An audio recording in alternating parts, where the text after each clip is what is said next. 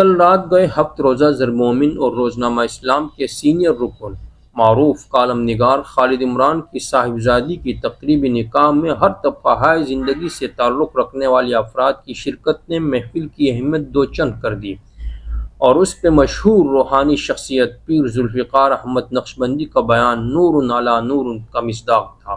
بھائی فیصل شہزاد کی مائیت میں شادی حال پہنچے۔ عالمی مجلس تحفظ ختم نبوت کے مرکزی مبلغ ہر دل عزیز شخصیت مولانا قاضی احسان احمد اور مولانا عبدالحی مطمئن کو دروازے کے پاس ہی پایا۔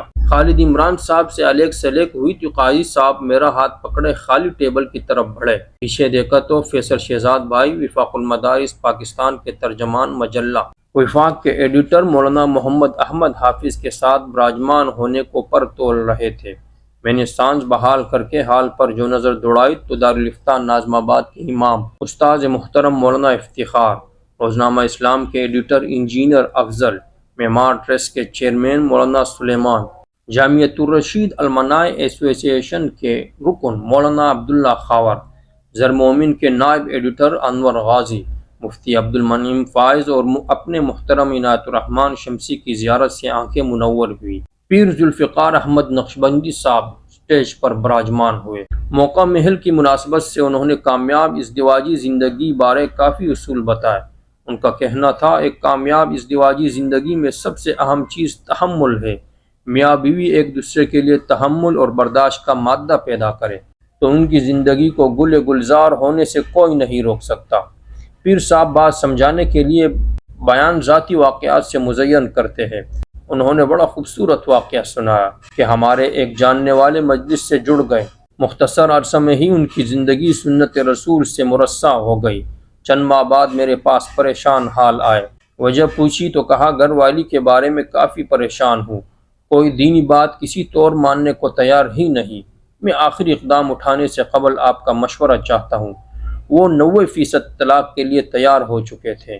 میں نے کہا دیکھیں آپ کی زندگی پہلے کیسی تھی اور اب ماحول کی وجہ سے کتنی بدل گئی۔ آپ کی شریک حیات کا ماحول اس سے یکسر تبدیل ہے، اتنی آسانی سے وہ زندگی کا رخ کیسے دوسری پٹری پر اتار سکتی ہے؟ آپ ہر کام سنت کے مطابق کرنے کی کوشش کرتے ہیں۔ آج گھر جاتے ہوئے میرے دردمندانہ مشورے پر عمل کریں۔ بیوی کو اپنے ہاتھ سے لقمہ کھلانا بھی عبادت ہے۔ میاں بیوی ایک دوسرے سے مسکرا کر بات کرتے ہیں، عرش پہ میرا سوہنا رب بھی انہیں دیکھ کر مسکراتا ہے۔ آج یوں کرے کہ مٹھائی کا ڈبہ گھر ساتھ لے کر جائے، کھانے کے بعد مٹھائی اپنے ہاتھ سے زوجہ کو کھلائے۔ اپنے خطرناک ارادوں کے برخلاف مشورہ پا کر وہ بادل ناخواستہ گھر کی طرف چل پڑا۔ کچھ دن بعد آیا تو اس کا چہرہ خوشی سے دمک رہا تھا۔ میں نے حال احوال دریافت کیا تو وہ گویا ہوا، حضرت آپ کے مشورے کے مطابق میں گھر مٹھائی لے کر گیا، کھانے کے بعد ڈبہ اٹھایا تو بیوی نے پوچھا یہ کیا ہے؟ میں نے کہا آپ کے لیے مٹھائی لایا ہوں۔ اس نے بے یقینی سے میری طرف دیکھا، ڈبہ کھول کر مٹھائی اس کی طرف بڑھائی۔ اس نے ہاتھ آگے کر کے لینا چاہا تو میں نے کہا نہیں، میں خود کھلاؤں گا۔ اس نے خوشی اور حیرت کے ملے جلے جذبات میں منہ آگے کیا۔ میں سمجھی نہیں، کچھ دیر پہلے تو آپ مجھ سے لڑ جھگڑ کر گئے تھے اور اب؟ جی، میں نے اپنے پیر ذوالفقار احمد نقشبندی صاحب کو پورا ماجرا کہہ سنایا تھا۔ انہوں نے مجھے ایسا کرنے کو کہا۔ فرمایا انہوں نے کہ بیوی کو اپنے ہاتھ سے لقمہ کھلانا بھی عبادت ہے۔ میرے یہ کہنے کی دیر تھی کہ میری شریک حیات کی آنکھوں میں آنسو چھلک پڑے اور کہا اگر دین میں اس طرح کرنا بھی عبادت ہے تو مجھے بھی ایسے دین سے نتی ہونے میں کوئی مذائقہ نہیں۔ جی ناظرین، آپ نے ملاحظہ کیا کہ کس طرح صرف ایک سنت زندہ کرنے سے ان کی ٹوٹنے والی زندگی میں نئی روح عود کر آئی۔ یہی برکات ہے ہمارے پیارے نبی صلی اللہ علیہ وسلم کی پیاری سنت پر عمل کرنے کی، جبکہ ہمارا عمل اس کے بالکل الٹ ہوتا ہے۔ ہم سمجھتے ہیں شادی بیاہ کی تقریبات میں گانا بجانا، ڈانس پارٹی کرنا اور پتہ نہیں کیا برے برے کام کرنا یہ کوئی برا فعل نہیں، کیوں کہ پوری زندگی تو ہم نہیں کرتے۔ ایسے موقع پر بھی اگر ہم یہ کام نہ کریں تو یہ تو مردہ دلی ہوگی۔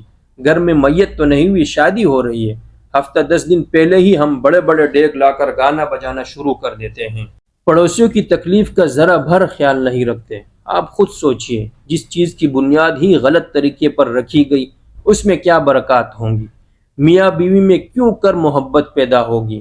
بچے کیوں فرما بدار پیدا ہوں گے؟